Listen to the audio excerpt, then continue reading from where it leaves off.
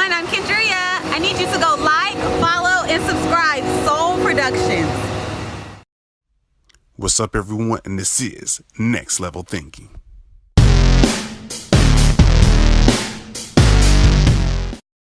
What's up, everyone? It's another episode of Next Level Thinking, where we always bring you inspired guests to help you take it to the next level. It's your host, Chris Holmes, as always, but today I have a special guest by the name of Patriana Jones. Hey, all right. And you know what? I'm gonna call you out because I feel like you had me say it because you forgot how to pronounce my damn name. No, that's the funny thing is, like, even though it's your first time on the show, that's how I always do my episodes. So I did that on purpose, trying to see if you're gonna be on your feet too. So I knew what I was doing. I was trying to see if you were ready. I was gonna call you out. But let's start with the groundbreaking. Tell the audience a little bit about yourself. Okay, so I'm gonna make this as short as possible because, like y'all, I hate introductions, right? Like, it's just one of those things where it's like, okay, this is so broad and so basic, and we all just want to get to the nitty-gritty, juicy stuff. So, to keep it short, what did you say? No, I just said the nitty-gritty. Go ahead. Yeah, the nitty-gritty, the juice, the meat. But, yeah, so I am 24 years old. I am a published author. My book is called Sex, the Taboo Tool of Self-Love. It just became available last week. It has been selling, and I'm very excited about it. I come from a background, I've always been interested within, like, taboo topics and things of that regard. I produce a number of events in Los Angeles that cater towards nude-centered events, as well as events that explore sex and sexuality, dating and relationships. Kind of crazy, right? Like, I'm kind of known as, like, oh, that crazy, like, oh, Patriana crazy ass. Like, I'm always, like, that person. Like, oh, like, nothing that I do is a surprise at this point. People are like, yeah, if it's crazy, it's my vibe, basically. And I also come from a theatrical background, so that has helped me a lot in just being able to facilitate and orchestrate as a host in a lot of the events and speaking events that I do. So I come from a very creative background, you could say. Awesome. And I like how you hit all the key points, and then it's freedom of expression to the max. Freedom of expression to the max, and I like how you're just being true to yourself, because there's nothing greater than being the best version of yourself. So I want to go ahead and go into the nitty gritty, as you say, or the juicy stuff, because that's what the audience is. Have your hot sauce out. So, okay, look, now I'm going to get right to it. So when it comes to especially like sex and much more, communication, I believe, is very important. So when it comes to expression and get familiar with your partner, what they like or don't like, tell the audience how important it is to just be completely open when it comes to this subject matter. So for me, it is absolutely important. In fact, I always say more than anything else, healthy communication is my love language. Like, people are always like, oh, what's your love language? What's your love language? I'm like, communication, okay? Because that is what is going to bring security and confidence in our union to me. So with my partner, before anything even gets to any type of level, on the first date, we're having questions. Like, I'm asking those important nitty gritty, and they're looking at me like, and I'm like, yeah, is this crazy chick? What did you think this was? Like, I'm not about to fall in love for the fake you. Like, I need to know you. So let's go through this. Like, let's talk. Some people are like, oh, this not even a chase, and I'm like, yeah, I'm not a chase. Like, this up front, I need to know these things about you. I'm gonna tell you what I like. And we're going to go from there, okay? Because life is too short to be falling for facades, okay? We're going to keep it real. I need to know the dark of you. I like it. You just... So I definitely do all that up front. We talking first date. 10 minutes, we're going to settle in. We're going to order our meals, and then boom. So when's the last time you got tested?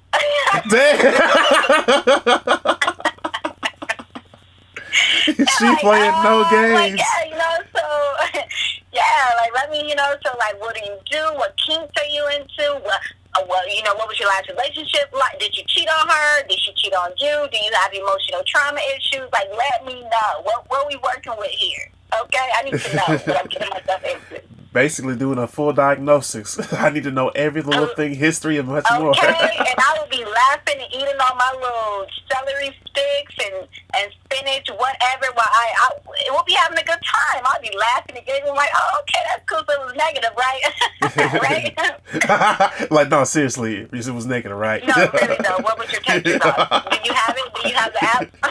Like, do you have the little website that they send it on? What is it, Healthvana? I know a lot of the clinics that I go to check it out, they use like Healthvana or whatever the case be. But, you know, sometimes they do have like the paper, but I'll be like, well, let me see.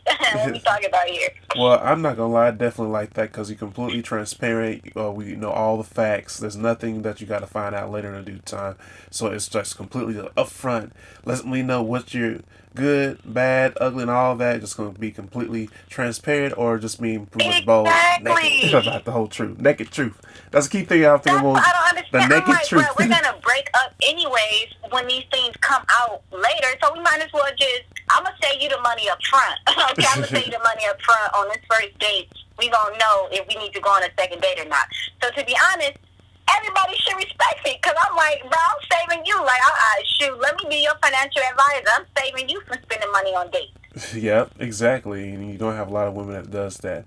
So, of course, I want to kind of like pivot a little bit. And let's go to the more the creative side. Definitely I remember hearing about that. I think I was going through your portfolio. You just had like some photos and you have events. But go a little bit more in depth on the creative side because, as we all know, you are an artist and author at the same time. Yes. So, you know, I actually got into, so I don't consider myself to be a model or anything like that. I do consider myself to be more so a muse. Okay. More so, you know, if it doesn't make sense, I'm not going to do the photo shoot, you know. So, like, sometimes I have photographers reach out to me and they're like, oh, I want to do this shoot with you. And it's like this, like, very, like, just, you know, explicit photo shoot. And I'm just like, yeah, but, like, why? Like, it has to be a reason behind it. You know, or, like, or they'll story. want to do, like, a sexy, huh? It has to be like a reason or a story behind it. Yeah, I'm like, my art connects to me and it tells a story for me. Like, I'm not just going to take a photo kissing a girl just for the hell of it. Like, did I just, like, am I explaining something? Like, you know, I'm not just going to do something to do it. Like, you know, it has to make sense. So, that's a big key component in, like, everything that I do is that it is always true and expressing something that I have been through personally or that I relate to on a very personal level. So that's kind of how I navigate my creative side. And right now, I just happen to be on a very strong body positive wave. Just because I feel as though, you know, as young people, like, we just get so caught up in it, you know, like, in how we look and how our body look. In fact, I always say capitalism, humans, we are conditioned to be very insecure people because that is how capitalism thrives. Like, if everybody truly was in love with themselves and they had inner peace, capitalism would not be able to thrive the way it does because we wouldn't be buying into a lot of things. Like, we wouldn't feel the need to, you know, like, we buy into things because we feel as though it's going to make us better, look better, feel better, dress better, whatever the case may be. So the average human is very, very, very insecure, and they're conditioned to be that way at a very young age, to seek validation and to buy into materialism in order to feel better about themselves. Okay. So with that, I gotta add a little from that and kind of throw in. So tell the audience a little bit more of the importance of self-confidence, because it's actually piggybacking on what you were just saying, but it's just like knowing the true value of yourself and knowing your not only the value but the beauty and your skills and much more. So can you go a little bit more in depth onto that? Absolutely. But, you know, here's the thing. I think that everybody knows on like a surface level that they have to love themselves, right? Like, I don't think that there's anybody in the world that's like, you know what, I'm gonna go out of my way to hate myself. Yeah, I'm gonna fucking hate myself. Like, I don't think that anyone's really doing that. I think that we all know, damn, like, I need self-love. Like, I know I keep ending up in these situations because I don't have it. But the fact of the matter is that it's hard to acquire self-love. And I say acquire because it is acquired, you know. Now, when we're born, we do have like this purity to ourselves, so we're not thinking about about all of these other things. But as we are conditioned to hate ourselves and to have insecurities in order to buy into capitalism, it gets very difficult to acquire self-love. So I don't think the conversation ever should be why it's important, but how can we acquire it? And not just acquire it, but maintain it. Because the thing is, if people, you know, it's typically like a cycle, right? Like, people will focus on self-love and taking care of themselves and being gentle on themselves when they experience something traumatic, like a breakup or something like that. Then they'll be like, I'm going to take care of myself. I'm going to go to the gym. I'm going to do all of these things. Mm-hmm. But it's so temporary. And then they'll be back in that same space, because the thing is that self-love is an acquired skill that consistently has to be harnessed. Okay, if you just you know, if you just focus on self-love in spurts, it's never gonna stick, because it's a skill. It's just like math, right? Like, you have to consistently practice your math or your second language in order for it to stick. Because if you don't, you'll look up and realize, like, damn, how do you say hi in Spanish again? What was it? Yeah. Hola. Like, you're gonna forget. You know, like, you have to consistently work on it. So it's something you have to be very intentional about.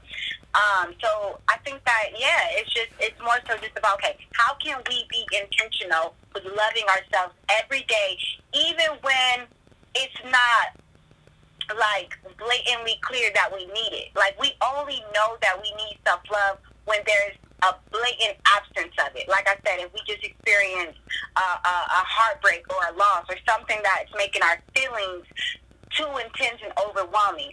But when everything seems good, like when the job is good, or when, you know, we got some person in our life making our heart flutter, we don't focus on self-love. We don't do those intentional things to practice and harness our self-love. Like, we forget about it when things are okay. It's kind of like the whole religious thing, right? Like, it's like, man, we forget to pray and, you know, worship God until things are going wrong. And then it's like, God, please, I promise, if you just get me out of this situation, I swear I'll do everything right. I'll start back going to church. I'll be about church. And it's like, we're just like that as people. You know, it's like, when things are good, we forget about all of these positive habits until things go bad, and then we're like, man, I just gotta love myself. And it's like, bruh, keep that same energy always, even when things are going good. That will prevent you from getting to that rock bottom level. Awesome, and very well said. So I want to make sure, like, tell the audience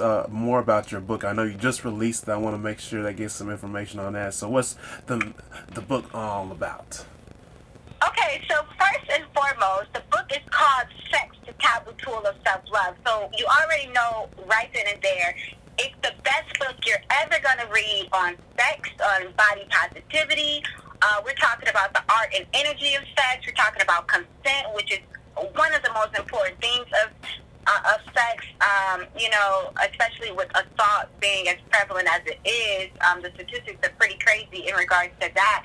And, you know, like the different energies within sex. You know, we're talking sexual healing, we're talking sexual confidence, and we're just talking sex, you know, foreplay, like pleasure, orgasm, like everything within the realm of sex, and how it ties into ourselves, our love for ourselves, how we communicate and view ourselves, and how it's such a reflection of those things. So, not to toot my own horn, but I think that it's definitely a great book for both men, women, and non-gender identifying people. I touch on a lot of things, sexuality included, and it's just full of, like, personal experiences and stories that I've been through, you know.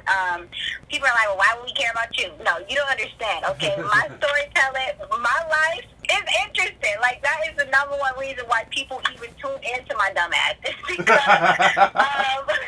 my stories, you know. So I was like, okay, let me take my stories and the lessons that I've learned and really, really make a book, and not just give people small increment blogs, and they'll be like, where's more? So it's really insightful. It's really entertaining. I've had over 50 book sales that just released less than 2 weeks ago. And Facebook and Instagram is fucking stupid because they won't let me do ads They won't let me run ads because I have the word sex in the title. And that just goes to show you how much we need to talk about sex. The fact that they're censoring it because of the word sex, I'm like, bruh, how are you going to not let me run an ad for something that the majority of the world is doing? Honestly. Like, grow up. Yeah. Grow up. That's the true Grow honest. the hell up. But I also want to piggyback on that, like you were saying in the very beginning, get even more into the juicy stuff. So I'm gonna put you on the spotlight. If you could give like one quick tip to like hype up people's sex life, what would it be? Go.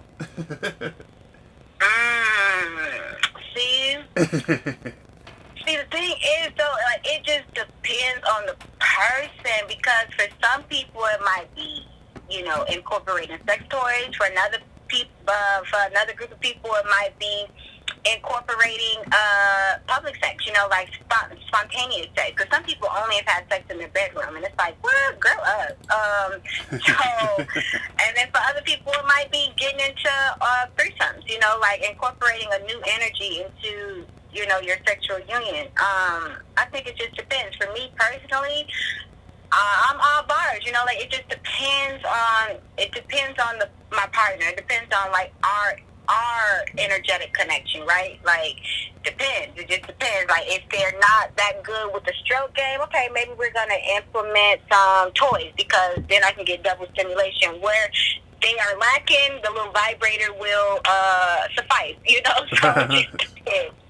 Just depending if they're great, like if they're really good, I'm like, okay, cool, like let's spice this up, like Spice let's it up. do a little brown skin Sade, yeah, like just pissed. Gotcha. So before we close everything out, can you leave a closing comment for the audience to pretty much take home, and then not only that, tell them where they can find you at on all the social media and much more. Sure. So closing would be stop praying, go buy my book. And also, don't be judgmental. Like that's one thing I do touch on in my book a lot, though. It's just how you could tell a lot about the education level people have within the realm of sex and sexual health and sexual confidence by their ideologies surrounding sex. Like a lot of the things that people are concerned about and a lot of the judgmental ideas people have surrounding sex, it really just shows an absence of education. Yep. Oh, you still there? Sorry about that. An important call just came through. But yeah, so in that, just not to be judgmental and just to really keep an open mind when it comes to the realm of sex and sexuality, and also to not be afraid of sexual energy. I touch on that a lot as well in my book. It's just, like people always are like, oh, be careful of sex because it's a sexual energy exchange. And it's like, yeah, that is true, but there's a lot that goes into that. And I don't think that people should approach that conversation with fear. It's always about, oh, so be careful, so it's like people tend to put out this very, very, very fearful energy when it comes to sex, and that's not, that just dampens the overall experience. Like, sex is nothing to be afraid of, it's something to be educated upon. So that would be like my closing statement. And lastly, you can reach me at Patriana Jones, everything. Website, www.patrianajones.com, Instagram, Patriana Jones, Facebook, Patriana Jones. And yeah, that is it and dandy. I do have to go because I have a very important call on the other line with some bookstores that I'm trying to negotiate a contract with, so I cannot leave them hanging on the line. But I appreciate the interview. I hope that I can connect with some of your viewers, and y'all just have a great and beautiful day. Awesome. So make sure you support this girl in a course of all her creativity and much more. And we're going to close this out. Peace and much love. Peace.